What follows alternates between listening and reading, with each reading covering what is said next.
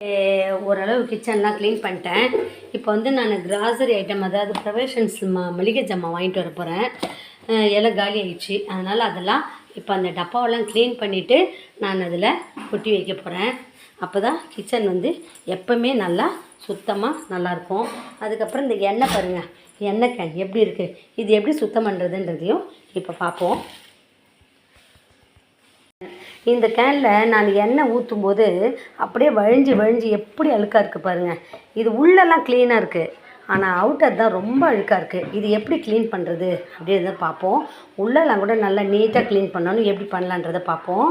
இப்போ இந்த மாதிரி இருக்க ஆயில் கேனை இப்போ நம்ம எப்படி சுத்தம் பண்ணலான்றதை பார்ப்போம். இதை பாருங்கள், எவ்வளோ அழுக்காக இருக்குது பாருங்கள். எண்ணெய் வழிஞ்சு எப்படி இருக்குது. இதை சுத்தம் பண்ணிட்டு தான் நம்ம எண்ணெய் ஊற்றணும். இதை பாருங்கள், ஃபஸ்ட்டு வேஸ்ட் பேப்பர் வச்சு இதை நான் நல்லா இந்த ஆயிலில் எடுத்துக்கிறேன். ஃபஸ்ட்டு ஆயில் எடுத்துக்கணும். எப்போவுமே நம்ம ஆயில் பாத்திரத்தெல்லாம் க்ளீன் பண்ணும்போது முதல்ல வேஸ்ட் பேப்பர் வச்சு நல்லா ஆயில் எடுத்துக்கிடணும்.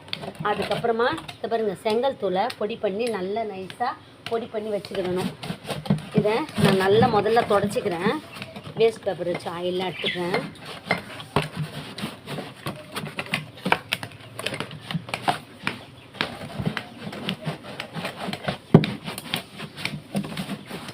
இதிலே பாதி சுத்தமாகிடும்.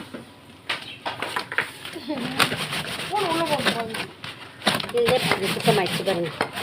இதில் சுத்தம் பண்ணிட்டு தான் நம்ம ஆயில் ஊற்றணும். ஆயில்னால் கோல்டு வின்னர். இப்போ நான் இதெல்லாம் நல்லா சுத்தமாக துடைச்சிட்டு அந்த பேப்பர் வச்சு அதுக்கப்புறமா இதோ இப்போ இதை நல்லா நைஸான மண் எடுத்துக்கணும். ஏன்னா இது எண்ணெய் ஊற்றி அப்படியே வழிஞ்சு போயிடுது. அடிமை டேஸ்ட்டு. ஓகே, இப்போ தொடச்சிட்டேன். இனிமேல் இதை வந்து நைஸ் பண்ணிக்கணும். கையில் வச்சிட்டடா டேய், நங்கடா டேய்.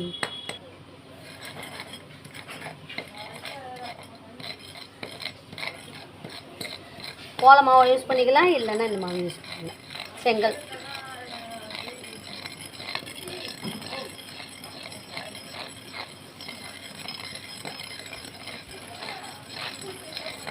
ஓகே போதும். இதில் வந்து விம்பார் எடுத்துருக்கிறேன், இந்த மெட்டல் ஸ்க்ரப்பர் எடுத்துருக்கிறேன், அதோடு கொஞ்சம் இந்த செங்கல் துளி எடுத்துருக்கிறேன். கொஞ்சமாக தண்ணி போட்டுக்கோங்க. நல்லா தேய்ங்க. சுத்தமாக நல்லா பளிச்சுன்னு ஆகிடும் கேனு.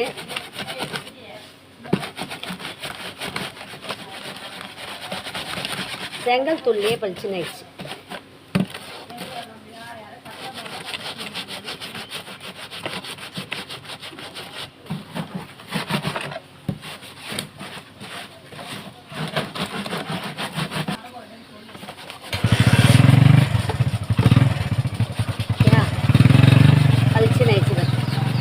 இது கொஞ்சம் செங்கல் தூள், இல்லைன்னா கோல மாவு, இல்லைன்னா பழைய மாவு, தோசை மாவு என்ன வேஸ்ட்டு, அந்த மாதிரி என்ன இருந்தால் கூட போட்டுக்கிடலாம்.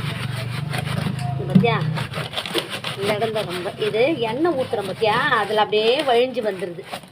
என்னதுனால இது நான் வந்து பேக்கெட்டில் தான் வாங்கிப்பேன் எண்ணெய். அதெல்லாம் வாங்கிட்டு வந்து இதில் அப்படியே ஊற்றி வச்சுப்பேன் மொத்தமாக.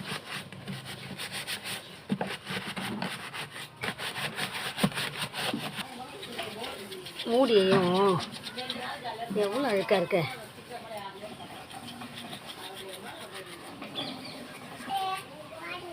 பழைய ஸ்க்ரப்பரை வச்சு தான் நம்ம இந்த ஆயில் பொருளெல்லாம் தேய்க்கணும்.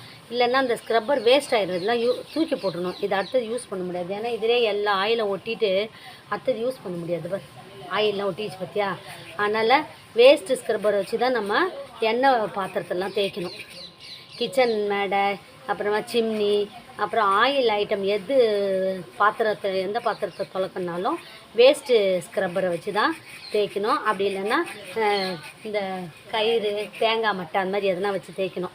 நம்ம யூஸ் பண்ணுற ஸ்க்ரப்பரை வந்து போடக்கூடாது. போட்டால் வேஸ்ட் ஆகிடும், தூக்கி போடுற மாதிரி ஆகிடும். இப்போ வந்து நான் அவுட்டரில் வந்து ஓரளவு தான் கழுவிருக்கேன். இனிமேல் சோப்பு போட்டு கழுவணும். இனிமேல் தான் நல்ல ஸ்க்ரப்பர் வச்சு நான் யூஸ் பண்ண போகிறேன். இப்போ உள்ளே வந்து எப்படி க்ளீன் பண்ணணுன்னா, சோப்பு தண்ணியும் கொஞ்சமாக கல்லுங்கள்லாம் எடுத்து போட்டுக்கணும். குட்டி குட்டி கல்லுங்கள்லாம் போட்டு நல்லா குளிக்கணும்.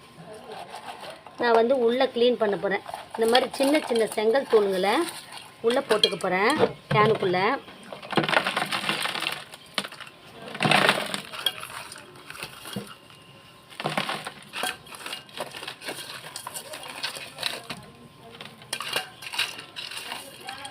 இதை போட்டுட்டு இப்போ கொஞ்சமாக சோப்பு தண்ணி, இந்த பாருங்க, இந்த விம்பாரை இதுக்குள்ளே போட்டுக்க போகிறேன். கொஞ்சமாக தண்ணி ஊற்றிக்க போகிறேன். ஊற்றிட்டு மூடி போட்டு, இதுக்குரிய ப்ரெஷ்ஷெல்லாம் இருக்கும். ஆனால் எந்த ப்ரெஷ் இல்லை, அதனால் நான் இதை வச்சு நல்லா ஆயிலெல்லாம் எடுத்துடுவேன். நல்லா குடிச்சிட்டு கழுவிலாம் சுத்தமாயிடும்.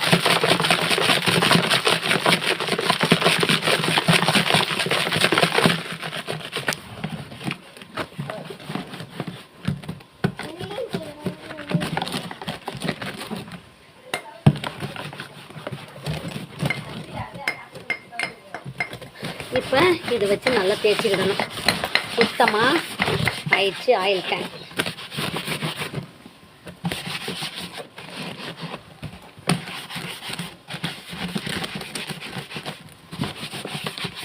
ஒரு ஜக்கில் தண்ணி பிடிச்சிட்டாங்க.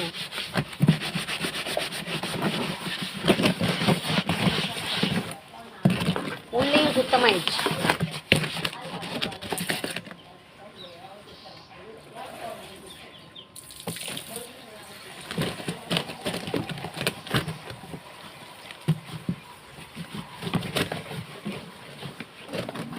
நம்ம எந்த பொருளையுமே சுத்தமாக வச்சுக்கிட்டா தான் நல்லாயிருக்கும், பார்க்க நல்லாயிருக்கும், நம்ம ஹெல்த் வைஸும் நல்லது.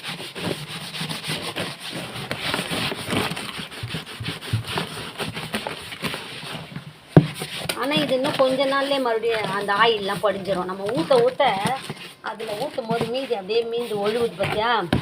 அதுக்கப்புறம் சமையல் ரூமில் தானே இருக்குது. சமையல் பண்ணும்போது தாளிக்கிறதெல்லாம் போயிட்டு இது என்னன்னாலும் அது மறுபடியும் எண்ணெய் பிசுக்கு ஆக்கிடும். நம்ம இதை எப்பப்போ மளிகை ஜாமான் வாங்கி எண்ணெய் ஊற்றுறோமோ அப்போல்லாம் அதுக்கு முன்னாடி இது மாதிரி க்ளீன் பண்ணிக்கணும். மாதத்துக்கு ஒரு நேரம் க்ளீன் பண்ணால் நல்லாயிருக்கும். அப்படியே விட்டுட்டேன்னா தான்